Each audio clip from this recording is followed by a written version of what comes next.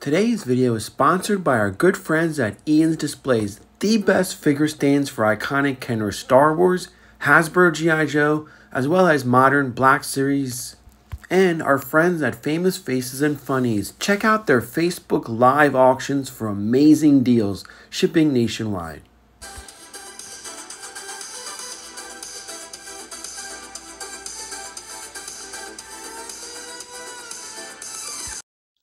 Hello and welcome to another fun-filled and informative episode of Codename New TV Hero 2. Hi, I'm your presenter, Shabu Are You. Well, we're going to actually feature another amazing thing that I just got in the mail that was first brought to my attention from our good friends at Retro Blasting just a couple years ago. Now, of course, I shit on modern Star Wars, but let's be honest, the Kenner line of the late 70s and early 80s are probably the starting point of everything that we love and that we enjoy today. And there's certain things that will never be issued in the current climate, the woke or whatever the heck you want to call it. And I think this figure is one of my kind of like collection within a collection that I've always kind of targeted. And you know, it's not that much. I mean, there are only a handful of examples, but what I'm talking about is the Kenner style of Slave Leia. That's right. This is a stand solo offering. And again, I refer to Retro Blasting. They have several episodes dedicated. He takes all the heat from all of these OG original product only crazy fans.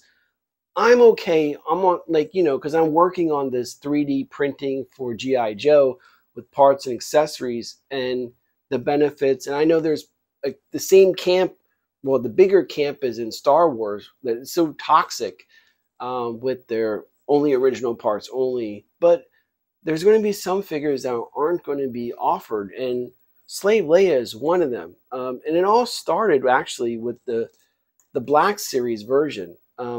There was a backlash when this first came out, and this is one of the reasons why I hated Black Series for Star Wars. And if you look at her face sculpt, it looks like, oh, I'm so depressed. Look at me.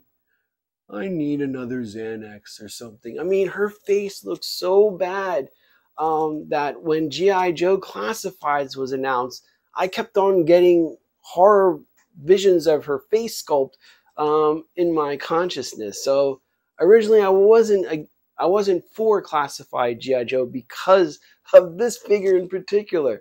But of course now the technology has gotten a lot better and the face sculpts and the offerings are a lot better than those initial few waves of Black Series. Still, this figure will probably not see the light of day again in another revision.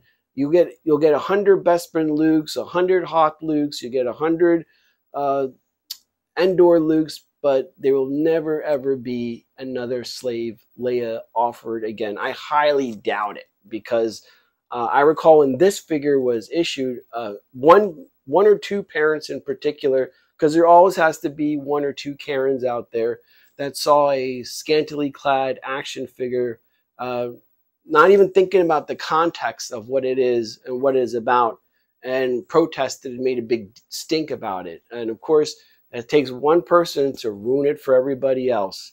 Now, the other interesting thing about Slave Leia is that, again, it's one of those iconic moments in a character's timeline that doesn't get that much representation.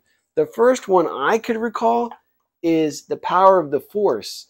And basically that's where my little side collection within a collection began, of trying to get all the Slave Leias. And I know there is another vintage, with the iconic Kenner card back, but basically it's the power of the Force figure reissued again.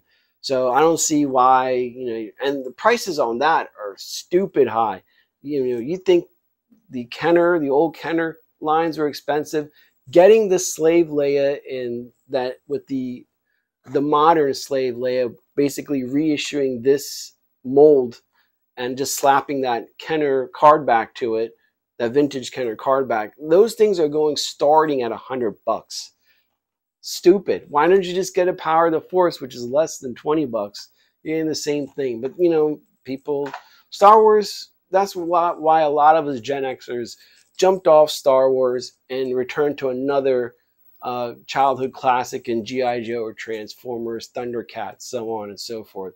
It's just that the G.I. Joe, I mean, the Star Wars community is so toxic, and it's like, you know, you could put crap in a box and put Star Wars on it, and someone's going to argue or debate or fight about it. And it's that bad. So, but again, Stan Solo has been doing amazing jobs in offering these, what I would like to call like the B and C characters that we could visualize the scene and we could get, but there's always those B and C characters that were never offered in Hasbro. And that's where Stan Solo comes in. And again, I'm working on the 3D G.I. Joe thing, and I know there's some people not as bad as Star Wars, but still it's there's some people that are original only, but I'm going to show the benefits of it. Like I got to save so many, like I did in talked earlier, so many vehicles that were otherwise trashed have been saved from the trash thanks to 3D parts. And there's a Moray up there, there's an X-19 over there, there's a Sky Striker I'm working on down there, and I think a Rattler has a few. So I've saved so many. Oh, there's the G.I. Joe Whale up there with the missiles, and the Wolverine. The missiles are all 3D printed. You know, just trying to find an original. It's stupid. Why would you get an original, like spend all that time and money to find an original Wolverine missile when these 3D guys, you know, it fits it looks it works, you know. And also the cable in all G.I. Joe vehicles.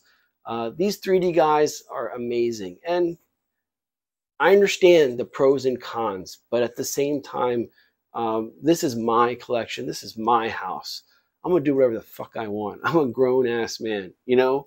I don't need some, you know, dweeb telling me, like, what I can't do, what I can do. So, again, I'm respectful to everybody, but I don't think, like, whatever party you're on, you shouldn't impose your beliefs. I mean, that's how wars and stuff, you know, start. Imposing your thoughts and feelings onto others who may not be receptive and willing to listen to those. When you go into a situation being open-minded and seeing the, like, you know, the bigger picture, you know, less confrontation and conflicts and just pure enjoyment, you know, kind of come up from it. I don't look for fights. I don't look for debates. I don't look for anything. You know, going overseas, you know, serving my thing, helping with the government. I did all that, and that's all over there. I didn't bring any of that stuff back here stateside. You know, I left it out there in the deserts, like whatever. But the point is, like, this is an amazing, beautiful offering by Stan Solo.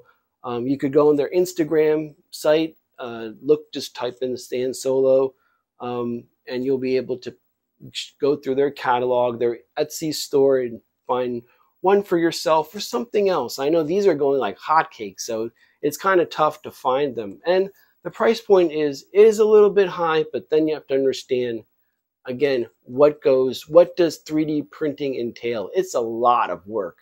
So, like, I'll be honest, this figure is about $45, $50, but all that work, all the materials, the paint, the stuff, that costs money. You know, this is not a mass production operation. So if you're not willing to do that, if you're going to bitch about the price, then you'd go and do it. You know, there's probably a file, buy a 3D printer yourself and make it yourself. You know, don't complain about stuff, you know, because you're taking yourself out of the equation. You know, you have to put yourself in the creator's shoes. And I'm going to talk more about this when we do our 3D printing episode. But again, this is such a great figure. My collection within the collection, and the dryer is done, but it's a collection within a collection. And I think that if you're looking for this, I'm giving it a 5-star. And just for example, how does it fit with the original figures? Well, it fits beautifully. It's like seamless fitting. For example, let's turn it around here. And just to give you an example, like how it fits seamlessly with any, I mean, I don't have much of a diagram. This is just to show everybody, but the height is correct. And here's an example. We'll bring in Bespin Leia, you know, just to give you a look. I mean, the face sculpt, everything is a wonderful pairing. And this figure just fits so nice. And, you know, even though, just imagine Jabba and sitting there, ho, ho, ho. But it's just a wonderful, and of course we're using Ian's display stands down here. Ian is great for G.I. Joe and Kenner Star Wars. I can, you know, recommend them not enough. It's just, they're just amazing. They're great. No worry about breakage or anything, chipping of the heels, especially with G.I. Joe figures. With the Boba Fett one, I mean, I just went with the G.I. Joe stand because, you know, I think it fits. He's never going to leave that stand. He's stuck in there. So that's pretty good. But as you can see, it looks really good. It's just really a high quality product. And the details, the paint apps, the cloth that he uses, Stan Solo does a wonderful job. And if you want to learn more about Stan Solo creations, I highly recommend going to Retro Blasting's channel. He does a more in-depth and all that, you know, smart words that he uses to describe things. But I just think that this is a wonderful, and I highly recommend this figure. I'm so happy to get a Princess Leia Kenner style as part of my collection. Well, anyway, this is Shabu Are You. I told you it would be short and brief. Check out the descriptions below if you want some more information. I'll have pictures on my Facebook as well as my Instagram. And the big news I'm going to share is that we're going to have another PGX unboxing just to show you this mess. We have all of those unboxings to do for both PGX and EGS. EGS just announced that they're getting their new slabs are set to arrive. So imagine the custom label and, you know, the new slabs is just going to be 5-star. And I love my EGS books. I love the custom labels. And I think that, you know, supporting this company is definitely worthwhile. Anyway, this is Shabu Are You signing off.